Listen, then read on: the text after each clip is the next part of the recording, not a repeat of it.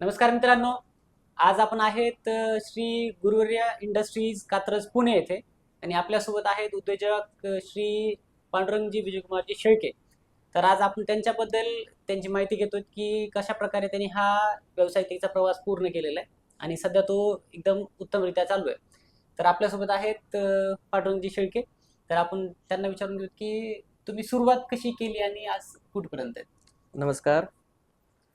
सर्वप्रथम मी शेळके पांडुरंग विजयकुमार. आपण व्यवसाय चालू केला 2014 मध्ये स्टार्टिंगला. हा.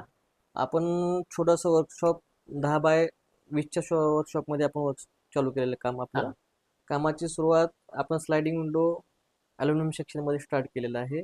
त्यानंतर पुढं आपण डेव्हलपमेंटमध्ये French door, fire door, PVC window यासारख्या म्हणजे अपडेटिंगमध्ये आपण विंडोचं प्रोव्हिजन चालू केलेलं आहे पुढं.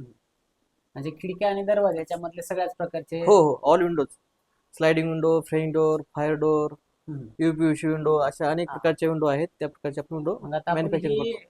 पूर्ण प्रोडक्शन जी आहे ती म्हणजे काय काय बनवत होत आपण आपलं, म्हणजे काय प्रोसेस असते त्याची एखाद्या मटेरियलची? एकाच्या मटेरियलचे म्हणजे कसं आपण पावडर कोटिंग येत आहे आपल्याकडे. आपण पहिले रॉ मटेरियल असतं आपल्याकडे. रॉ मटेरियल आपण पावडर कोटिंग वगैरे करतो इन हाऊस आपलं. ते आपल्याकडेच आहे का? हा, इन हाऊस Coating आपलं इन वगैरे? हाऊस मध्ये करतो आपण. हम्म. आणि ते पावडर कोटिंग करून पण आपण साईज जे घेऊन येतो साईटवरनं वगैरे, ते साईज प्रमाणे आपण प्रोडक्शन बनवतो. प्रोडक्शन बनवून आपण सर्व्हिस देतो, पुढं हा. प्रोव्हाइड करतो.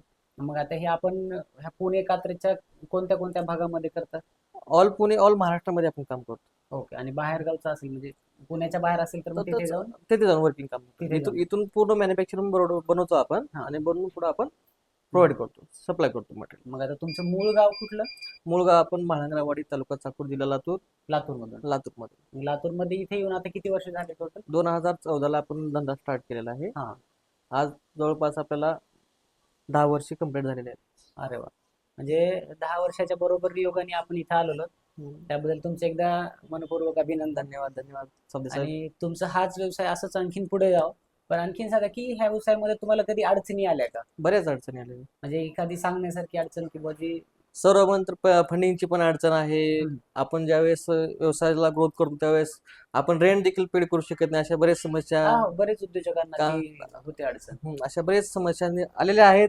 आणि पुढे पण येत राहत. पुढे पण फंडिंग होत नाहीये. बिल्डर लोक पेमेंट देत नाहीत, कस्टमर पैसे देत नाहीत वेळेवरती. अशा हा. बऱ्याच समस्या म्हणजे येतात. एकत्रित तुम्हाला पूर्ण भांडवल स्वतःचं गुंतवूनच मग पुढे सगळ्या हा गोष्टी हा, करायला पाहिजे. आपल्याला भांडवल स्वतःच इंडिव्हिज्युअली आपण स्वतः भांडवल आतमध्ये टाकलं पाहिजे. त्याच्यानंतर पुढून पेमेंट येतं, त्या अगोदर नाही.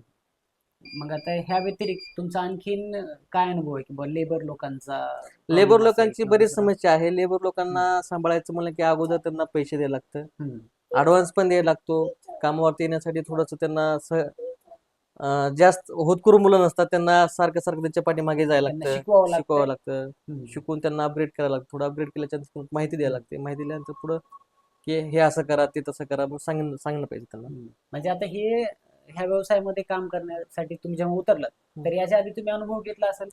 मी अनुभव एक श्री गुरुप्रसाद म्हणून दुकान होतं. त्या दुकानामध्ये आपण एक 8 दिवसच वर्किंग केलेलं आहे. 8 दिवस वर्किंग केल्याच्या नंतर की आपल्याला तिथे काम पाहून आपण स्वतः काहीतरी शिकून. डेव्हलपमेंट करण्याची आपली हा. जिद्द होती. त्यामुळे आपण ते म्हणजे 8 दिवसाच्या अनुभवावर तुम्ही आज आपण 10 वर्ष मार्केटमध्ये मार्केटमध्ये अवेलेबल आहे. आहे. म्हणजे हे खूप कौतुकास्पद बाब आहे की थोड्या अनुभवामध्ये यांनी संधी ओळखून घेतली की ह्या क्षेत्रामध्ये खूप मोठा स्कोप आहे आणि त्यानुसार मग त्यांनी काम पण चालू केलं आणि ते काम करत करत आज 10 वर्ष झाले तरी ह्या इंडस्ट्रीमध्ये एकदम स्टेबल आहेत. Stable. आता मी बऱ्याच ठिकाणी पाहिलोय की कामाला येतात आणि लोक थोडं काम करून निघून जातात कारण पेमेंट देत नाहीत. मग तुमच्यासोबत बी असं होतं का की बाबा पेमेंट देत नाहीत म्हणून तुम्ही काम थांबवता वगैरे तसं कुठं? नाही नाही, तशा गोष्टी काही होत नाहीत. आपल्याला सगळे काम ओळखीवरतीच ओळखीवरती आपण काम करतो, रेफरन्सचे विश्वास. कामं असतात. रेफरन्सच्या कामामध्येच काम केलं पाहिजे. आणि दुसरी गोष्ट काय होतं, जर वर्किंग जर तिकडनं त्यांच्याकडनं थांबलेली असेल तर आपण काम थांबवतो. जर आपण त्यांच्याकडनं काम थांबलेलं नसेल तर आपण काम करू पुढं कंटिन्यू ठेवतो. त्यांच्या म्हणजे लातूर पासून पुण्यामध्ये येणं आणि 10 वर्ष इथं राहून इथल्या आपल्याकडे किती जण आहेत कामाला? आपल्याकडे 9 वर्कर आहेत. 9 जणांचा स्टाफ मेंटेन करणं म्हणजे 9 घर चालवणं हे काही साधी मोठी गोष्ट नाहीये. याच्यासाठी तुमच्या अंगामध्ये तेवढी मेहनत करण्याची तयारी पाहिजे, जिद्द पाहिजे आणि सोबत हा प्रवास चालू करण्यासाठी यांच्या घरच्यांची तयारी, यांच्या घरच्यांचा सपोर्ट आणि सोबत जी मॅन पॉवर आहे ती पण तेवढी सहकार्य करणारी असायला पाहिजे, तरच मग एवढा मोठा यशस्वी पल्ला पार पाडता येतो.